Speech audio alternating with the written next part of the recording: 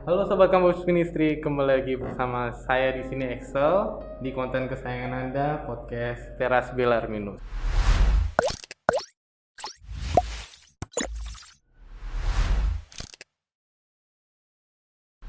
Pada kesempatan kali ini kita bakal ngebahas tentang materi yang sangat spesial teman-teman.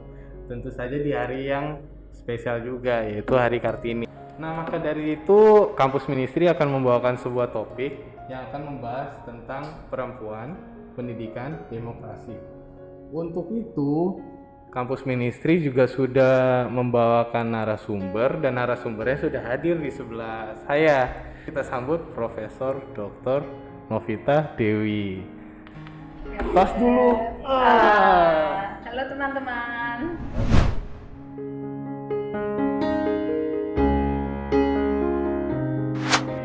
Gimana, Profesor Novita Dewi? Sehat? Sehat, puji Tuhan. Bu Dewi, selama pandemi gini ngapain aja? Ya di rumah tetap mengajar secara daring kan, dan mengerjakan yang lainnya juga. Koreksi tentu saja ini habis tetap UTS jalan kan? ya? Iya, tidak ada bedanya. Oke. Ibu punya pendapat gak soal yang Hari Kartini itu cuma sekedar pakai baju adat? Atau jangan-jangan hanya sekedar lomba baca puisi dan lain-lain? Oh iya, baik Axel. Itu juga dialami olehku dulu ya, sejak SD sampai perguruan tinggi juga. Perayaan Kartini selalu diwarnai dengan berbagai macam kontes begitu. Sebetulnya itu karena ada bagian dari sejarah yang terlupakan, atau kalau tidak mengatakan salah ya, yang perlu dikoreksi, yaitu tokoh Kartini sendiri.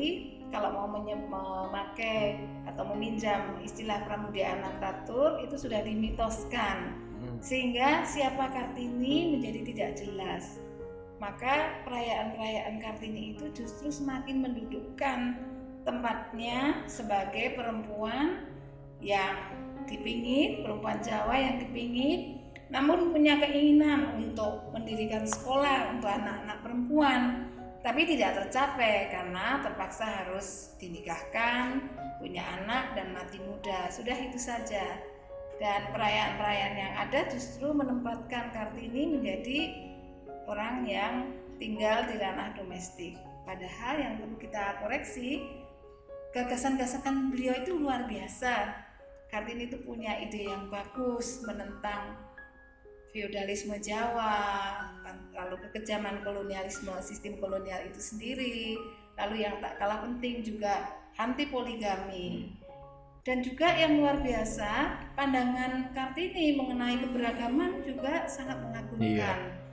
Jadi dia juga tahu bahwa agama itu bukan hanya dipakai atau semacam bilik-bilik suci saja, tetapi agama sungguh maksudnya adalah kemanusiaan yang sangat baik, dan itu sering tidak diberitahu ya oleh banyak orang ya. Lalu pemikiran-pemikiran dia tentang keberagaman sangat relevan hingga saat ini. Nah, maka Axel kalau besok menjadi panitia Hari Kartini, namanya diganti. Oh iya, siap. Membaca surat-surat Kartini dengan teliti, misalnya. Karena supaya ada surat Kartini yang tidak sering ditampakkan ya. Jadi, itu dibaca dengan teliti surat-suratnya itu, karena ada ide dan gagasan-gagasan besar yang sangat relevan hingga sekarang. Sebagai Kartini modern dan seorang ahli di bidang sastra, apakah Ibu bisa menceritakan tentang pergulatan dan pengalaman Ibu yang adalah guru besar perempuan pertama di Sanata Dharma? Waktu kecil memang saya senang baca buku cerita. Kebetulan orang tua juga melanggankan beberapa majalah anak-anak dan remaja. Lalu boleh dikatakan saya besar dengan cerita-cerita itu. Lalu ketika S1 saya memilih jurusan pendidikan bahasa Inggris. Waktu itu masih IKIP Sanata Dharma ya. Dan setelah lulus tentu bacaan saya jadi tambah banyak karena saya bisa membaca cerita-cerita dalam bahasa Inggris. Nah, karena saya ingin terus menjelajah belantara cerita itu, saya merasa atau sebaiknya jadi dosen saja ya.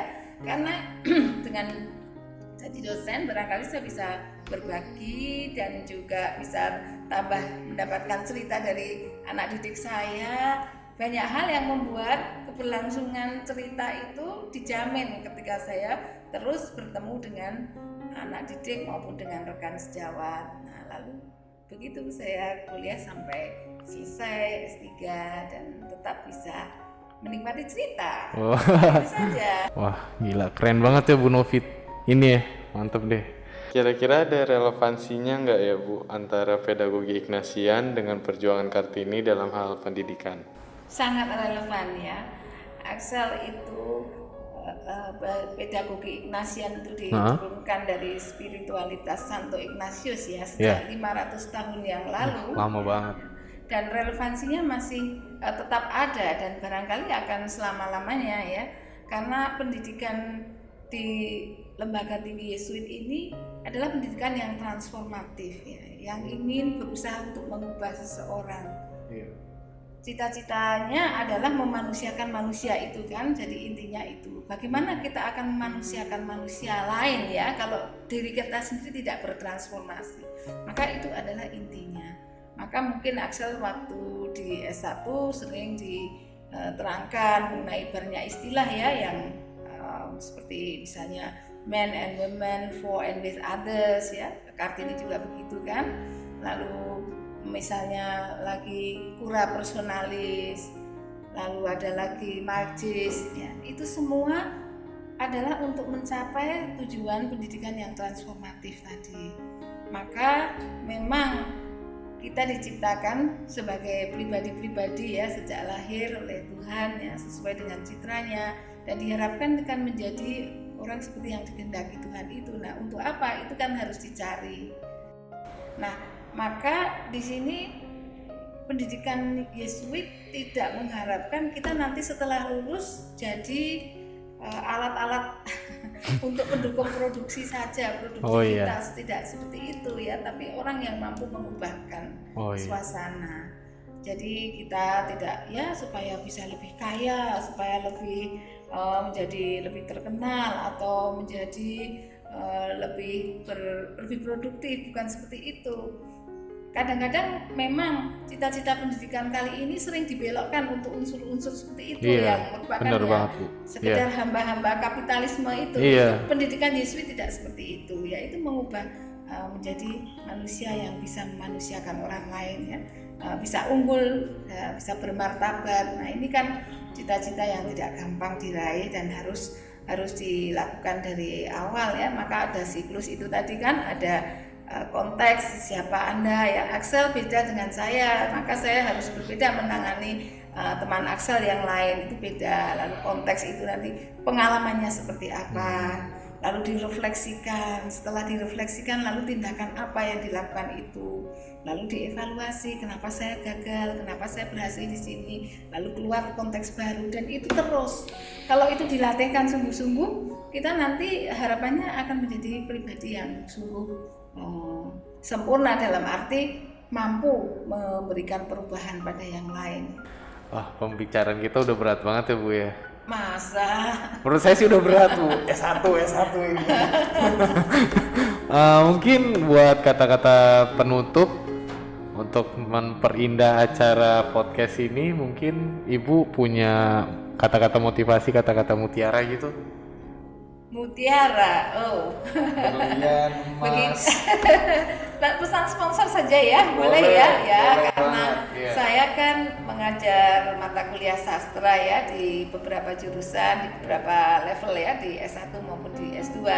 Jadi pesan saya pada teman-teman, ayo baca karya sastra, itu menarik, itu cara mudah dan murah untuk kita mengetahui ya peristiwa kisah yang terjadi pada diri orang lain, bangsa lain, budaya lain ya. Tidak perlu ongkos ke sana, tidak perlu beli tiket, tidak perlu paspor, tidak perlu tes antigen apapun ya, karena bebas virus ya. Bacalah karya sastra karena itu merupakan cara ya untuk kita berefleksi dan juga kita bisa berempati, melihat hal-hal yang terjadi di luar kita dan bagaimana kita mengetahui tentang diri kita setelah kita membaca peristiwa yang dialami oleh orang lain ya, itu saja mungkin pesannya. Super banget teman-teman.